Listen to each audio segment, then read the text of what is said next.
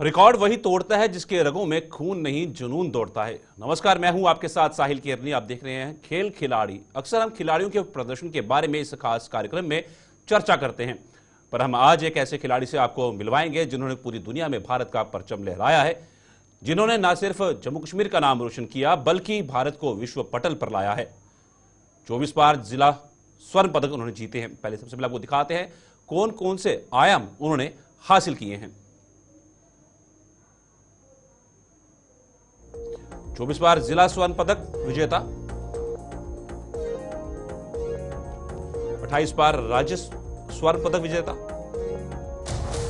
18 बार राष्ट्रीय स्वर्ण पदक विजेता, 2 बार अंतर्राष्ट्रीय स्वर्ण पदक विजेता, 2 बार एशियाई स्वर्ण पदक विजेता, 22 बार जम्मू कश्मीर यूटी रिकॉर्ड धारक, 15 बार राष्ट्रीय रिकॉर्ड धारक, भारत के 15 बार स्ट्रॉन्ग मैन विश्व रिकॉर्ड धारक और विश्व के ताकतवर व्यक्ति का खिताब जीता। एशिया रिकॉर्ड धारक और एशिया के स्ट्रॉन्ग मैन का खिताब भी जीता।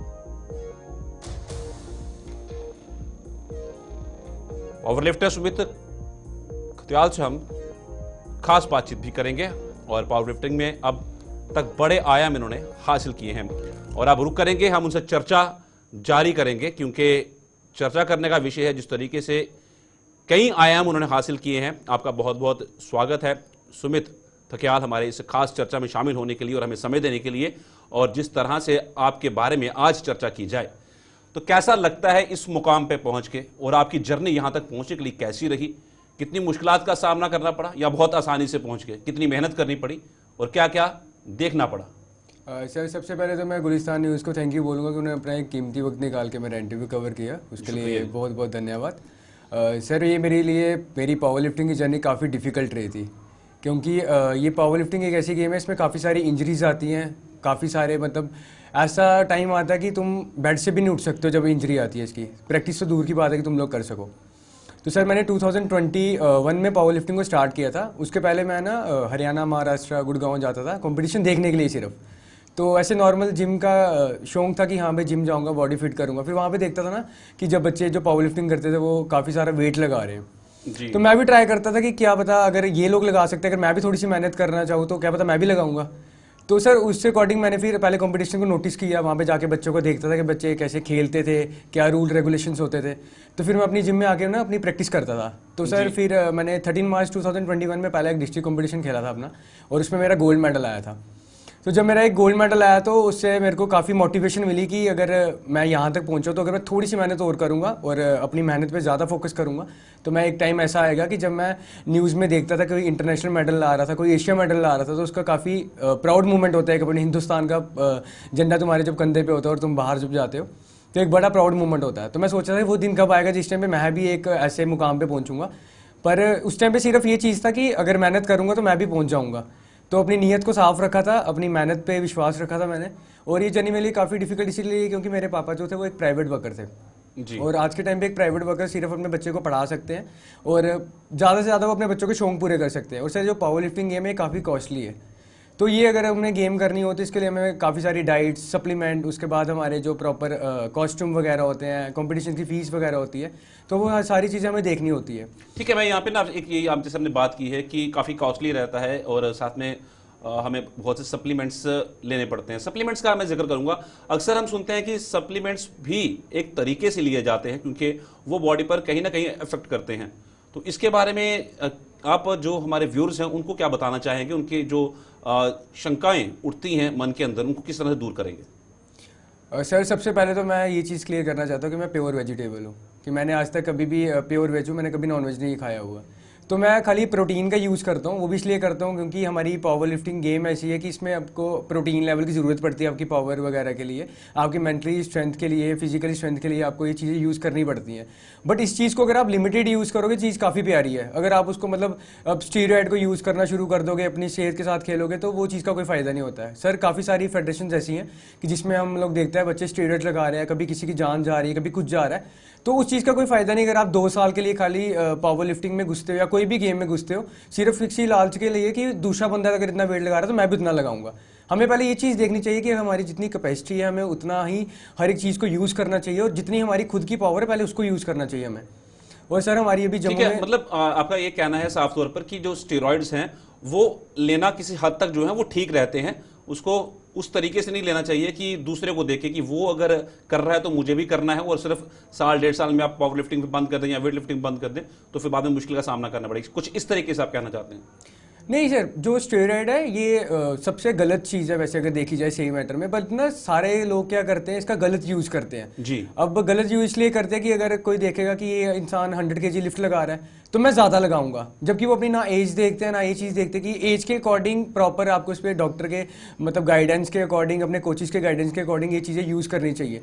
बट सारे बच्चे लालच के लिए ये चीज़ें यूज़ करते हैं। कोई कोई ऐसा करता है कि 1-2 कंपटीशन खेलेगा तो वो शांत हो जाएंगे, बट वो चीज़ नहीं करनी। जब इस चीज़ को तुमने प्रॉपर अपना गोल बनाना है तो प्रोटीन को भी यूज़ करो, तो हर एक चीज़ को तभी यूज़ करो। जी।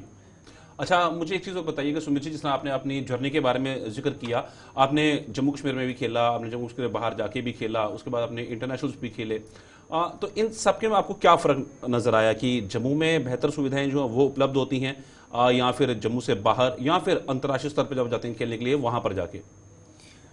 सर मेरे अकॉर्डिंग जम्मू में तो इस टाइम पे अगर देखा जाए तो स्पोर्ट्स की जीरो वैल्यू कर दी हुई है। नहीं तो पहले यही जम्मू था जहाँ से काफ़ी सारे players nationals, internationals, world tournament में जाते थे। आज वही जम्मू है, जब हम स्टेडियम के अंदर जाते तो मैक्सिमम कोई गेम्स का कोचेज़ नहीं आए होते हैं, कोई कुछ नहीं आए होते हैं। और हम अपने आप को किस्मत वाले मानते हैं कि हमारे जो जेके यूथ पावर लिफ्टिंग एसोसिएशन है, जिसके जो जनरल सेक्रेटरी हैं वो इकबाल सिंह जी हैं, तो वो हमें काफ़ी सपोर्ट करते हैं, काफ़ी मोटिवेट करते हैं कि नहीं बच्चा कोई बात नहीं, आप टेंशन नहीं लो। मतलब सेफ एंड सिक्योर तरीके से हमें खिलाते हैं। मतलब ना हमारे फेडरेशन में कोई स्टेरॉइड वाले बच्चे आते हैं, मतलब प्योर नेचुरल बच्चे आते हैं, अपनी लिफ्टिंग लगाते हैं। और बच्चों को ये चीज़ नहीं रहता कि यार ये सामने वाला स्टेरॉइड पे है तो मैं कैसे लिफ्ट लगाऊंगा, ये मैं कैसे यहाँ तक पहुँचूंगा। तो मतलब उन्होंने ना हमें काफ़ी मोटिवेट करते हैं। मतलब मैं तो बच्चों को रिक्वायर करूंगा कि अगर कभी आपको जम्मू कश्मीर में खेलना है तो वही फेडरेशन में खेलो जहाँ पे तुम्हें लगता है कि तुम्हारी जो खेलना है ना वो वेस्ट नहीं जाएगा। वो इसलिए वहाँ पे प्रॉपर वेइंग को लेके प्रॉपर आएगा, तुम्हारा बॉडी वेट प्रॉपर लिया जाएगा, प्रॉपर वे से तुम्हें गाइड किया जाएगा बेटा कौन सी चीज़ यूज़ करनी है, कौन सी नहीं करनी है। और वो इतना सपोर्ट करते हैं कि कभी वो ये चीज़ नहीं बोलते कि बेटा तू ही प्रोटीन यूज़ कर, तू ये चीज़ें यूज़ कर। वो कहते हैं कि आपकी जितनी कैपेसिटी, जितना आप घर का खाने सबसे बेस्ट है, जितना हम घर का खाना खाएंगे वो हमारे लिए उतना बेटर रहेगा। और उतनी सारा डिपेंड रहता है कि आपकी प्रैक्टिस पे, जो हमने आलतू फालतू स्टेरॉइड वगैरह पे या प्रोटीन पे जो चीज़ हमने वेस्ट करनी है ना, अगर उसी को हम आधा घंटा अपने वर्कआउट पे ऐड कर देंगे ना टाइम को, तो वो चीज़ काफ़ी बेटर रहेगी हमारी लाइफ जर्नी के लिए और काफ़ी हमें आगे तक लेके जा सकती है। ठीक है सुमित जी, जिस तरीके से आप अंतर्राष्ट्रीय स्तर पर भी खेलने के लिए गए हैं तो किस तरह का माहौल वहाँ पे देखने को मिलता है? क्या आप पर कंफर्टेबल रहे जाके जब आप पहली बारी गए थे खेलने के लिए, जब आपने अपनी इस जर्नी की शुरुआत की थी, तो उस वक्त में कैसा महसूस हुआ जब सामने जो खिलाड़ी खड़े थे आपके सामने, तो वो बाकी देशों से आए वो खिलाड़ी रहे होंगे, तो किस तरह का उस वक्त माहौल था और क्या जहन में था आपके? और उससे पहले तो मेरे को सबसे बहुत बड़ी मतलब नर्वसनेस थी। एक मतलब ओहदा मिला होता है कि इंडिया का प्लेयर था तो अपने हिंदुस्तान का, अपने भारत माता का नाम रोशन करने जा रहा था मैं, तो एक नर्वसनेस भी थी, बट अपने आप पे कॉन्फिडेंस भी था कि अगर मैंने सच्चे प्रैक्टिस को टाइम दिया हुआ है, अपनी मेहनत की हुई है, तो उसका जो भी रिजल्ट आएगा वो मेरे को मंजूर रहेगा। मेरे को सर हर बार अपने कंपटीशन में एक ही चीज़ रहती है कि जितना मैंने लिफ्टिंग का सोचा है, जितनी मैं करके जा रहा हूँ ना, मेरे को बस उतना बेस्ट देना अपना। बाकी चाहे प्लेस आए कोई नहीं आए वो कोई इशू नहीं मेरे लिए, बट ये कि जितना दिल में सोच के जा रहा हूँ ना लिफ्टिंग लगानी है तो उतनी लगानी है। और उस टाइम में माइंड में काफ़ी एक्साइटमेंट भी थी कि अपने हिंदुस्तान का नाम रोशन करेगा। जब कंधे पे हिंदुस्तान का झंडा होता है और एक कोट पे ऊपर इंडिया का नाम होता है ना, तो वो बहुत अच्छा रुतबा, बहुत अच्छा नेम फेम मिलता है इंसान को। तो मैं चाहता था भारत माँ का नाम रोशन करूँ। और उस टाइम पे काफ़ी प्राउड मोमेंट था जब मैंने 2009 का रिकॉर्ड ब्रेक किया था। वो जो रिकॉर्ड था वो यूएस के प्लेयर का था, तो वो रिकॉर्ड था 142.5, तो मैंने वो फर्स्ट लिफ्ट में 177.5 में ब्रेक किया था। तो वो मेरे लिए काफ़ी प्राउड मोमेंट था। और उस टाइम पे मेरे को बिलीव ही नहीं हो रहा था कि मैंने ये काम कैसे कर दिया, क्योंकि काफ़ी पुराना 16 साल पुराना रिकॉर्ड था। तो जब मैंने तोड़ा तो सारों ने ये चीज़ बोली। और सबसे बेस्ट हमारी ये चीज़ होती है हमारे इंटरनेशनल टूर्नामेंट में, हमारे जो वो है डोपिंग टेस्ट भी होता है, उसमें पता लग जाता है कि किसी बंदे ने गलत चीज़ें तो यूज़ नहीं की, किसी ने गलत चीज़ यूज़ तो नहीं की हुई है। तो वो चीज़ भी अच्छी लगी मेरे को कि मतलब हाँ ठीक है, हमारा मतलब लिफ्टिंग अगर हम लगा रहे हैं, अगर हमने इतने मेहनत की हुई है, सर मेहनत की हुई हमारी कभी वेस्ट नहीं जाती है। हम लोग बोलते हैं ना कि नहीं उस लड़के ने ना वहाँ पे गया था तो उसका आया, हम लोग ये नहीं देखते उसके पीछे मेहनत कितनी है। हम लोग ये बोलते हैं यार वो ना प्रोटीन यूज़ करता है, यार वो ना ये यूज़ कर रहा है, बट हम ये नहीं देखते अगर वो ये चीज़ें यूज़ भी कर रहा है ना तो वो क्यों यूज़ कर रहा है और उसका एक मोटिव है, एक उसका गोल है। कंसिस्टेंसी बहुत ज़रूरी रहती है जब आप इस लेवल पे पहुंचते हैं।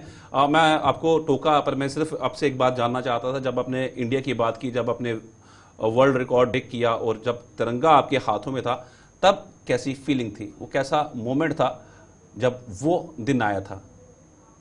सर वो मोमेंट तो मेरे लिए काफ़ी, मैंने कभी सोचा भी नहीं था। एक्चुअली हमारा क्या होता है, जब पावर लिफ्टिंग का कंपटीशन होता है तो उस पर स्क्रीन पे हमारे खाली नाम शो होते हैं, रिकॉर्ड वगैरह शो नहीं होते हैं। वो जब ब्रेक होता है अगर वर्ल्ड रिकॉर्ड, तो हमारा स्क्रीन पे नाम आता है। तो जब मेरा स्क्रीन पे नाम आया कि मरिया का प्लेयर है, जो सुमित थकियाल, ओनली 21 ईयर्स ओल्ड, तो उसने वर्ल्ड रिकॉर्ड ब्रेक किया 2008 का। तो मेरे लिए उस टाइम पे प्राउड मोमेंट था। और मेरे ऑब्वियसली बात है, आंखों से आंसू उस टाइम पे निकल कि एक भारत माँ का नाम रोशन करना और एक हिंदुस्तान का फ्लैग जब हमारे कंधे पे होता है, तो जिसको नहीं भी मोटिवेट होता है, जो उसको थोड़ा डर भी लगता है, वो भी उस टाइम पे काफ़ी दलेर हो जाता है। तो मेरे को काफ़ी अच्छा लगा उस टाइम पे। फिर जब उन्होंने मेरे को मेडल्स वगैरह दिए, अवार्ड वगैरह दिया, तो जब उन्होंने बोला कि ये इंडिया का सबसे यंगेस्ट प्लेयर है, जिसने 16 साल के बाद कोई एक इंडिया का ऐसा प्लेयर है जिसने ये रिकॉर्ड को ब्रेक किया हुआ है, और आज तक कभी भी इस रिकॉर्ड को किसी ने ब्रेक नहीं किया, खासकर इंडिया में। तो वो चीज़ मेरे लिए काफ़ी प्राउड मोमेंट था। और उस टाइम पे मैंने ये चीज़ सोची थी कि यहाँ से मेरी अभी लाइफ स्टार्ट हुई है। मैंने उस चीज़ को अभी भी, मैं ये चीज़ बोलता हूँ कि आप जितने मर्जी ऊपर ओहदे पे पहुँच जाओ, हमेशा डाउन टू अर्थ रहो। जितना तुम डाउन टू अर्थ रहोगे, उतना तुम लाइफ में सक्सेसफुल बनोगे, उतना तुम्हें हर एक चीज़ में तुम्हें मज़ा आएगा करने का लाइफ में। क्योंकि हम लोग देखते हैं जब हमारे में थोड़ा सा मेडल्स वगैरह आना शुरू हो जाता है ना, तो हम सोचते हैं कि सामने वाला ना ठीक है, ये लिफ्टिंग लगा रहा है, नहीं नहीं मेरे पास भी तो मेडल है। वो चीज़ कभी ना करो। उल्टा तुम्हें अगर कोई लगता है ना कि ये डीमोटिवेट हो रहा है, उसको मोटिवेट करो कि तुम ये चीज़ें कर सकते हो, हम तुम्हारे साथ हैं। सर मेरे साथ तो कोई भी नहीं था जब मैंने पावर लिफ्टिंग को स्टार्ट किया था। तभी आपके ये जहन में आया कि नहीं, ऐसा जो भी आपके साथ एक अच्छा खिलाड़ी हो तो उसको मोटिवेट करना चाहिए, ताकि वो भी एक अच्छा खिलाड़ी बन सके। एक अच्छे खिलाड़ी की पहचान भी यही है, एक स्पोर्ट्समैन स्पिरिट हमेशा रहनी चाहिए। जब इंडिया का ब्लेजर पहनो तो कैसा महसूस होता है? क्योंकि ये भी दर्शक जानना चाहेंगे, क्योंकि हमने अक्सर देखा है इंडिया ब्लेजर पहनने वाले बहुत कम खिलाड़ी होते हैं। हम उनको टीवी चैनल्स पे देखते हैं, वो खिलाड़ी जम्मू कश्मीर से हो, वो अपने आप में एक अलग बात है। सर इंडिया का ब्लेज़र डालने से जो फीलिंग होती है उसको तो कभी एक्सप्रेस नहीं कर सकते हम। बट वो फीलिंग ऐसी होती है कि जो हमारी मतलब मेहनत होती है ना, वो उसका जब फल मिलता है ना, उतनी खुशी तब भी नहीं होती होगी जितना हमें इंडिया का ब्लेज़र डाल के होती है कि हमारी भारत माता का नाम जो है वो उतना रोशन हुआ है और वो हमारे सीने के साथ लगा हुआ है। तो वो हमारे लिए काफ़ी प्राउड मोमेंट होता है। और मेरे लिए प्राउड मोमेंट इसीलिए था क्योंकि टीवी पे देखता था कि एक टाइम ऐसा आएगा कि मैं भी इनके साथ फ़ोटो खिंचवाऊंगा या मैं भी इनके से मिलूंगा। तो आज ऐसा टाइम आ गया कि वो खुद ये चीज़ बोलते हैं कि हम चाहते हैं कि आप हमारे पास आओ, हमारे साथ बातचीत करो, हमें काफ़ी आपसे मिलना अच्छा लगता है। मतलब आपकी कम एज में आपने इतने सारी अचीवमेंट्स ली है, आपके पास 110 गोल्ड मेडल्स हैं, 98 ट्रॉफीज़ हैं, तो आपने इतनी लाइफ में इतनी जर्नी को कैसे स्टार्ट किया, कैसे नहीं किया? सर मैंने स्टार्टिंग से मतलब मैं डिपेंड तो अपने आप पे रहा हूँ क्योंकि मेरे पेरेंट्स ने मुझे बहुत सपोर्ट किया हुआ है। मैं इसी बात पे आने वाला था कि जिस तरीके से स्ट्रगल तो रहती है, इसमें कोई शक नहीं है हर खिलाड़ी के अंदर, क्योंकि उसको स्ट्रगल करके ही कोई मुकाम जो है वो मिलता है। तो आपकी इस स्ट्रगल में आपको यहाँ तक पहुँचाने में सबसे ज़्यादा श्रेय किसका है? सर सबसे ज़्यादा श्रेय तो मैं अपने पेरेंट्स को दूंगा कि जिनका आशीर्वाद, जिनकी ब्लेसिंग, और जिन्होंने मतलब अपने शौक़ को मार के अपने बच्चे के शौक़ को पूरा करने के लिए सब कुछ कर दिया कि नहीं हमारा बच्चा खुश रहना चाहिए। अगर किसी चीज़ में आगे जा रहा है, अगर वो नहीं भी फाइनेंशियली सपोर्ट कर पाते, लेकिन वो फिर भी जब बोलते थे ना कि हम तू टेंशन मत ले, तू कर, वो जब वो चीज़ बोलते उसमें हौसला ही बड़ा मिल जाता था मेरे को। तो फिर उसके बाद हमारे जो जनरल सेक्रेटरी थे इकबाल सिंह जी, तो उन्होंने काफ़ी मोटिवेट किया, उन्होंने काफ़ी सपोर्ट किया, बेटा कोई बात नहीं, तू कर सकता है, अगर लिफ्टिंग इतनी तेरी अच्छी है तू इतने लेवल पे पहुंच सकता है, बट हिम्मत नहीं आना और हमेशा डाउन टू अर्थ रहना। तो एक टाइम ऐसा भी आएगा जब तू भी एशिया में जाके अपने हिंदुस्तान का नाम रोशन करेगा। और उसके बाद तो अगर मैं थर्ड दूंगा किसी को श्रेय तो अपने गुरु को दूंगा कि जिनकी वजह से मैं यहाँ तक पहुँचा हूँ, जिन्होंने मेरे को लिफ्टिंग वगैरह सिखाई थी, वो विनोद महाजन जी उनका नाम है। तो उनके पास में 2021 से स्टार्ट की थी लिफ्टिंग वगैरह। तो फिर उसके बाद जब मेरे बाहर कंपटीशन स्टार्ट हो गए हरियाणा, महाराष्ट्र में, तो उसके बाद फिर काफ़ी गैप आ गया हमारा बीच में। बट सर जो गुरु होता है उसके लिए तो कभी भी मतलब दिल से वो चीज़ें नहीं ना ख़त्म होती हैं। गुरु तो एक ही गुरु बनता है लाइफ में कि चाहे वो जैसा मर्जी हमारे साथ हो, हमारे साथ अच्छा हो बुरा हो, चाहे हमारे से दूर हो चाहे पास हो, बट गुरु एक ही होता है मेरे अकॉर्डिंग। बिल्कुल, गुरु तो गुरु ही होता है, और वो भी एक ही होता है जिसने सिखाया हो, जिसने उंगली पकड़ के चलना सिखाया हो। अच्छा, मैं ये भी समझना चाहूँगा आपसे कि आप अपनी प्रैक्टिस अक्सर कहाँ पे करते हैं? क्या जम्मू कश्मीर में करते हैं? जम्मू कश्मीर से बाहर जाके अपनी इस प्रैक्टिस को जारी रखते हैं? और आने वाले टूर्नामेंट्स जो हैं आपके, वो किस तरह से रहने वाले हैं? सर मैं जो अपनी प्रैक्टिस है वो स्कॉर्पियो जिम में करता हूँ। वो जो हमारे JNK यूथ पावर लिफ्टिंग के जनरल सेक्रेटरी इकबाल सिंह जी, वो उनकी जिम है, तो उन्हीं की जिम में मैं प्रैक्टिस वगैरह करता हूँ। उन्हीं के साथ मतलब जब भी कोई थोड़ी प्रॉब्लम आती है बता दो तो वो शेयर करता हूँ उनके साथ, तो उस चीज़ को सॉल्व करते हैं। और उसके बाद सर अब मेरी अपकमिंग टूर्नामेंट आ रही है, वर्ल्ड चैम्पियनशिप रशिया में हो रही है, और उसकी मेरी भी प्रैक्टिस बहुत ज़ोरों शोरों से चल रही है। और इस बार भी मेरा ये है कि जितना मैंने टारगेट सोच के जा रहा हूँ उतना टारगेट को अचीव अचीव करके आऊँगा और अपने हिंदुस्तान का वापिस से नाम रोशन करके आऊँगा और भारत माता का तिरंगा फिर से लगा के आऊँगा रशिया में भी। बिल्कुल, यही उम्मीद हम जता रहे हैं कि आप दोबारा से भारत माता का तिरंगा जो लहराकर आए ही। अच्छा, ये जिस तरह से आपकी पावर लिफ्टिंग रहती है, कैटेगरीज होती हैं, कौन कौन सी कैटेगरी में आप कौन सी कैटेगरी में खेलते हैं और क्या ज़रूरी होती है कि उस वेट कैटेगरी को मेंटेन रखना? क्योंकि अक्सर हम देखते हैं, जिस तरह हमने देखा था विनेश फोगाट का भी क्या मामला सामने आया था और वो बाहर कर दी गई थी, जबकि वो सिल्वर तो था ही, वो भी नहीं मिल पाया उनको। जी सर, बॉडी वेट के अकॉर्डिंग हमारी 52, 56, 59, 64 ऐसे कैटेगरीज होती हैं। तो मेरा जो body weight, current body weight है जिसमें मैं खेलता हूँ वो है 47.5 kg और मेरी कैटेगरी आती है 52 बिलो। और सर इसमें ये होता है कि अगर हमारा इंटरनेशनल में क्या हमारा भी अगर 20 ग्राम्स भी वेट ज़्यादा होता है तो हम नेक्स्ट कैटेगरी में आ जाते हैं। तो अगर हम नेक्स्ट कैटेगरी में नहीं खेलना चाहते हैं तो वहीं से डिस्क्वालीफाइड करके तो हमें वो बाहर निकाल देते हैं। हमारे लिए उस टाइम पे डाइट सबसे पहले मैटर करती है कि हमें कोई भी चीज़ अगर बाहर जाके खानी है, हमें बहुत सोच समझ के कि अगर हमारा थोड़ा सा वेट अगर बढ़ गया तो हमारी पूरी सालों की मेहनत वेस्ट हो जाएगी यहाँ तक पहुँचने के लिए। तो इसलिए हमें इस चीज़ के लिए खुद गाइड करना चाहिए अपने आप को। ये नहीं कि हमें किसी पे डिपेंड रहना चाहिए कि कोई आगे आके समझाएगा कि तू ये चीज़ नहीं, तू ये चीज़ खा, जबकि तुम्हें पता है कि तुम्हारी बॉडी को कौन सी चीज़ खाओगे तो तुम्हारी बॉडी ठीक रहेगी और तुम्हारा बॉडी वेट मेंटेन रहेगा। तो मैं यही चीज़ बोलूँगा कि अपने आप पे कॉन्फिडेंस होना चाहिए तुम्हें। जब इंसान को अपने आप पे कॉन्फिडेंस आ जाता है ना तो वो हर एक चीज़ को हैंडल कर लेता है, चाहे वो मुश्किल से मुश्किल समय भी होगा ना, वो हर एक चीज़ को हैंडल कर सकता है। बस मैं यही बोलूँगा कि मोटिवेट रहो, गलत साइड मत जाओ, स्पोर्ट्स वाली साइड पर रहो जिसपे अपने माँ बाप का नाम रोशन करो, कि जिससे तुम्हारे माँ बाप की बस एक ही सपना होता है कि हमारा बच्चा अच्छे से पढ़ाई लिखाई करे, अच्छे से स्पोर्ट्स में अगर जाता है तो वहाँ पे जाए, हमारा नाम रोशन करे। बाकी सर माँ बाप की कोई हमारे से डिमांड नहीं होती कि आप हमें ये लेके दो या हमारे लिए वो ले करो। बस वो ये कहते हैं जहाँ भी हो अपने पाँव पे स्टैंड और सेटल हो जाए।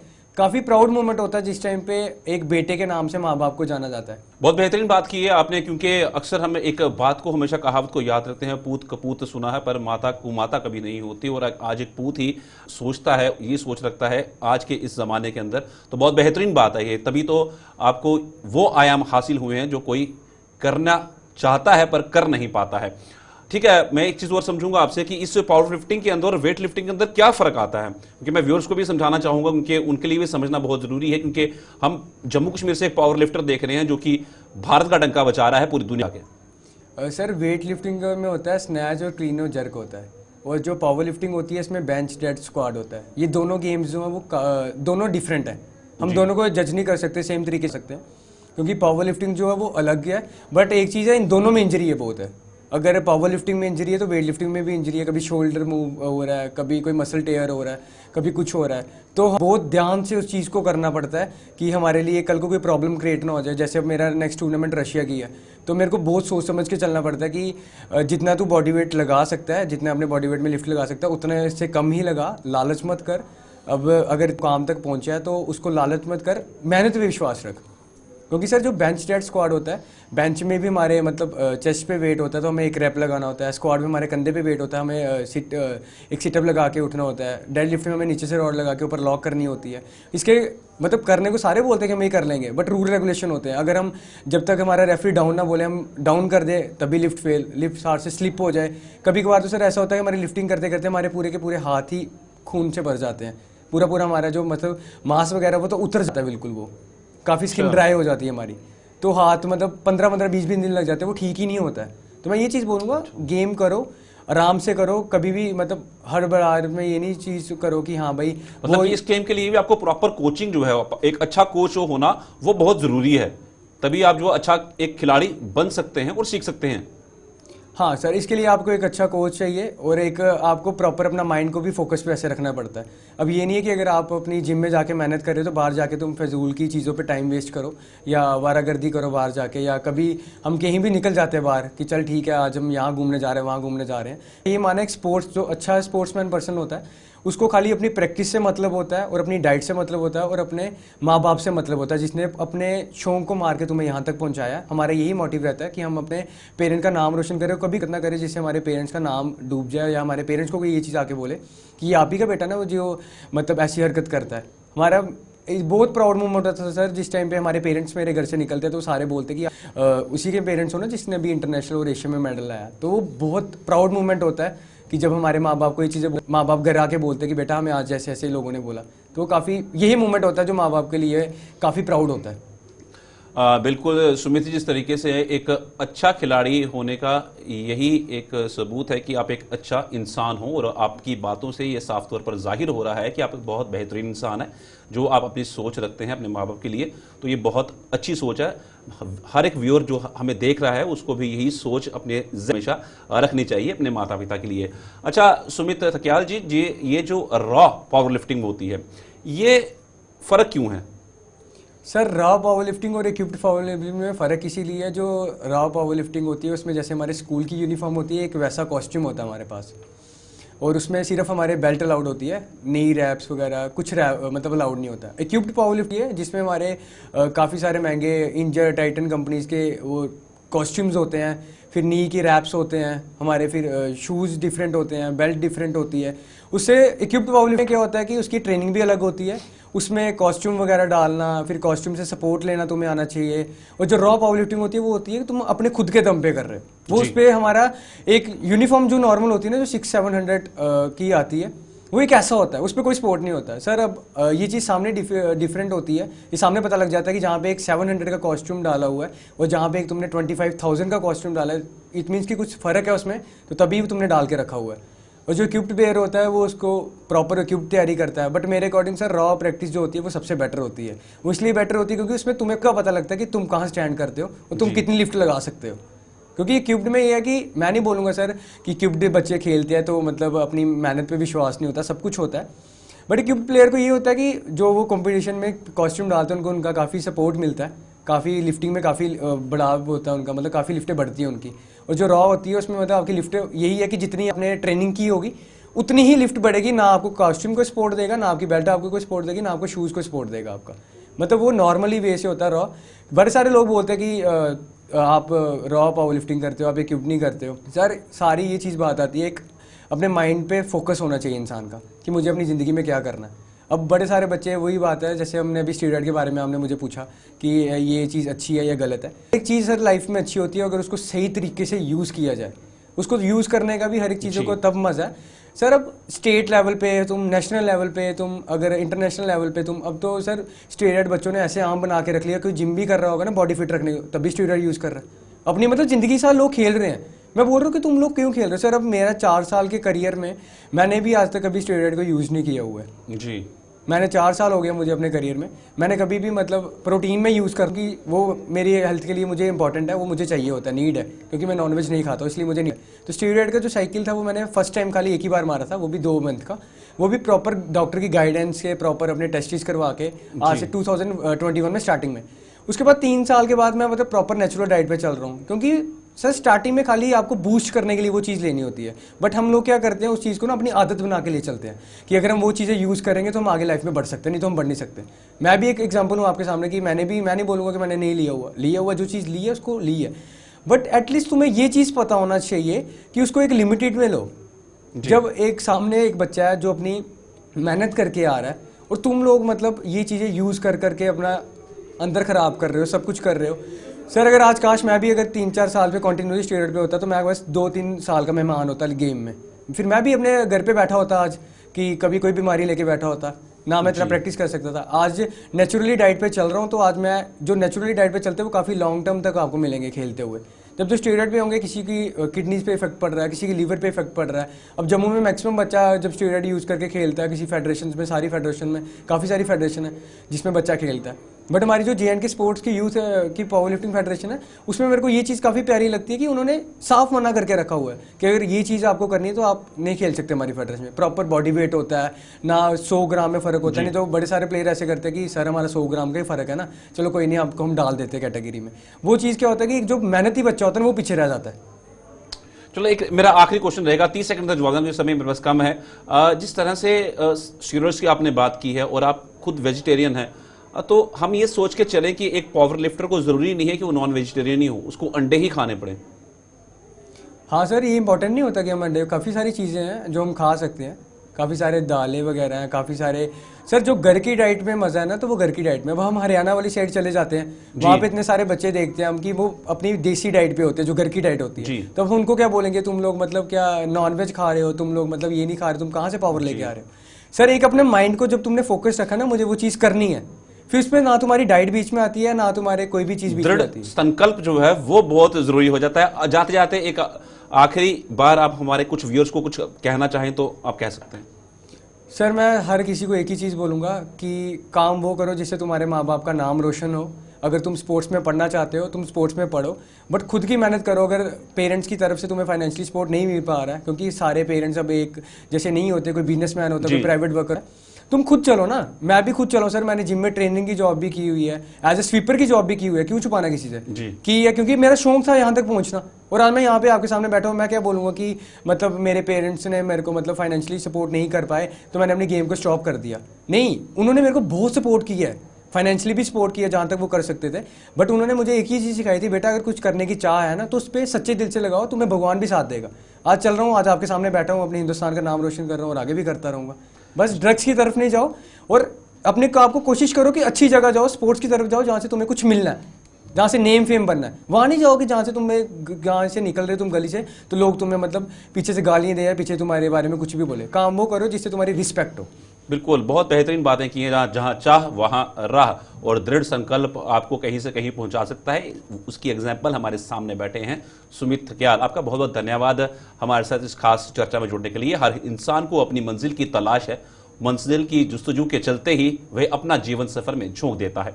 लेकिन कोई मंजिल आखिरी नहीं, मंजिल जहां खत्म होगी वहां जीवन थम सा जाता है।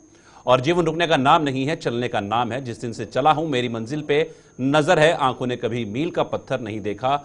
इन उम्र से लंबी सड़कों को मंजिल पे पहुंचते नहीं देखा, बस दौड़ती फिरती रहती हैं और हमने रुक जाना नहीं सीखा। यह साफ तौर पर एक एग्जाम्पल है सुमित थकियाल की।